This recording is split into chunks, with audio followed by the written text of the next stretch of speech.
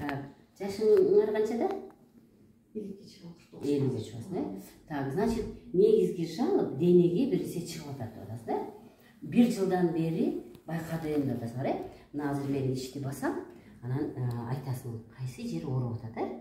Так, ооруду? Так, мындай. Тоже ооруду. Так, мындай. Ооруду. Мындай. Так, ооруду. Так. Тоже ооруду.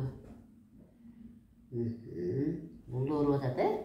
Так, демек, эмне үчүн териге бир нерсе чыгат. Мына, силер айтып атасыңар, мага мындай кычышкан, мындай бир нерсе кычышкан чыгып чыгаран тырмайм деп, э? Эми ар жерге чыгып атат экен. Мисалы, бирөө угри болуп келет. Бирөөнүн кулагына, мына кичинекей балдардын кулагынан ириң агат. Бирөөгө экзема чыгат, бирөөгө псориаз чыгат, бирөөгө витилиго чыгат, бирөө абдан тердейт. Бул нерсе теридеги өзгөргөн нерсе, сөзсүз түрдө ичегидеги болгон нерсе да. Ичегинин ичинде былжыр, слизист деп коет. Бир былжыр көп пайда болот дагы. Ал былжыр кайдан пайда болот? Ал былжыр өт менен уйку без жакшы тамакты эритип бербеген үчүн, эрибеген тамактар, эрибеген боюнча ичегинин ичинде калганда эле, ичегинин ичинде жашап аткан майда жандыктар жүгүрүп келип ошонун ичине кирип, ошол жерде жашап, ошо былжырдын ичинде жашашып, ичегинин ичиндеги чөйрөнү бузуп коет да.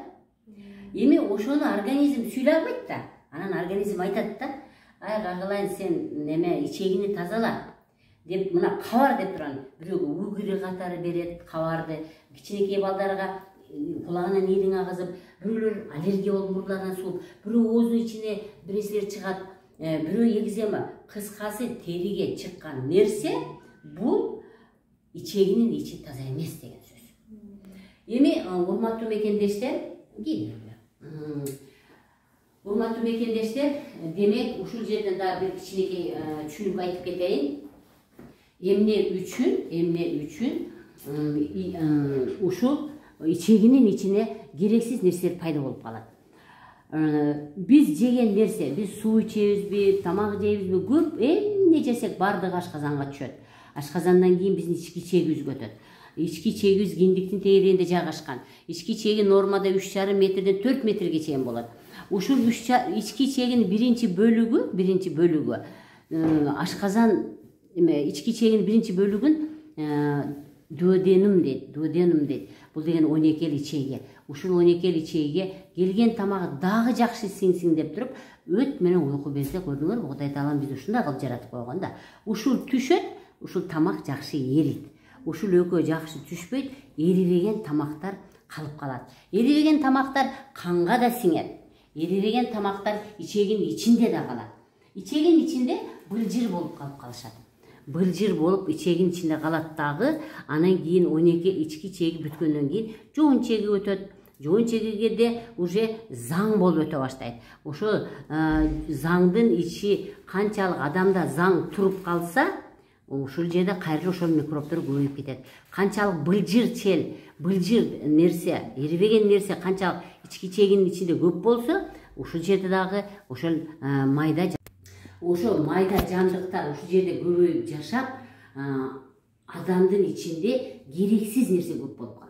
Эми мен дайым айтып келем да, урматтуу кыргызстандыктар, бизде 4 тамыр бар өзү. Нерв тамыр, кызыл кан тамыр, без тамыр, көк кан тамыр.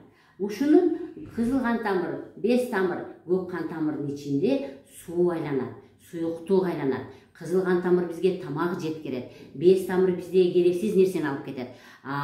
Без тамыр бизде керексиз нерсени чогултуп алып барып туруп, анан кийин көк кан тамырга өткөрүп берет. Көк кан тамыр сийдик заң тери кылып сыртка чыгарат. Эмне үчүн биздин пациентканын денесине керексиз нерсе, кычышкан кызыл бүдүрлөр чыгып кетти. Себеби деген ушул без тамыр канализациянын ролун аткарат деп айтам дайыма. Ошол без тамыр керексиз нерсеге толуп калды. Чыгып кете албай, безден көк кан тамырга чейин алып барып бере албай калганда, ал ошол жерде без тамыр туруп калат дагы, көк кан тамырга чейин жеткирбей калганда, ушул жерде ордунда бир ордунда туруп калгандарынан териге чыгып кетет. Териге мына ошо бирөөгө угри, бирөөгө мынтип бүдүр кычышкан бүдүр болуп, бирөөгө беттерине чыга баштайт, бирөөгө ирин, бирөө мурдунан суу агат, бирөө оозуна стоматит болот, женский жактан выделение болуп чыгат. Көрдүңөрбү? Демек биздин ички дүйнөбүздө пайда болгон керексиз нерсе канализациянын ичинде жаткан, лимфа системабыздын ичинде жаткан керексиз нерсе тезирээк бул кан тамырга жетип туруш керек экен.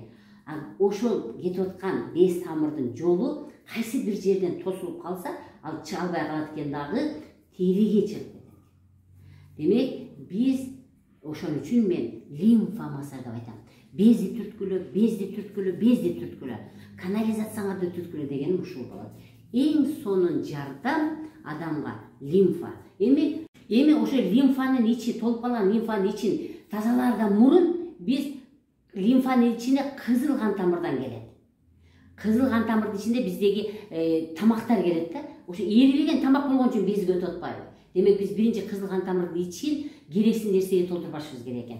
Кызыл кан тамырдын ичинде бизге жакшы сиңе турган тамакты жешибиз керек экен. Өзүчө керектүү нерсени жешибиз керек экен, кереги жок нерсени токтотушубуз керек экен. Жана өт менен уйку безди иштетип, ошол тамакты жакшы эритишибиз керек экен.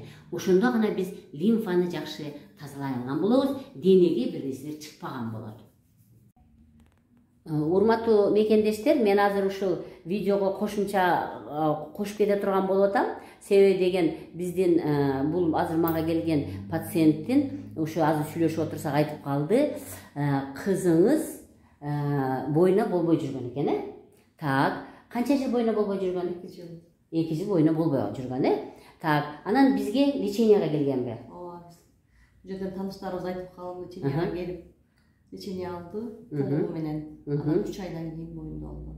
Так, жакшы. Азыр канча айлык болуп калды? Азыр 6 ай болду. 6 айлык болуп калды.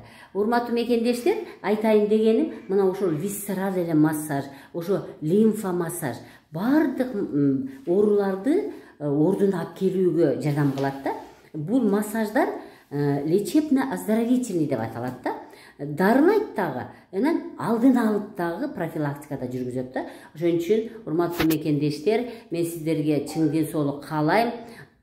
Мен ким мага келген болсо мен 5 көнүгүүнү жасадыңбы деп сурай берем. 5 көнүгүүнү жасагыла. Мына ошол 5 көнүгүүнүн экөөсү висцерал массаж менен лимфа массаж. Саламатта болуңуздар, ден соолуктарыңыз чың болсун.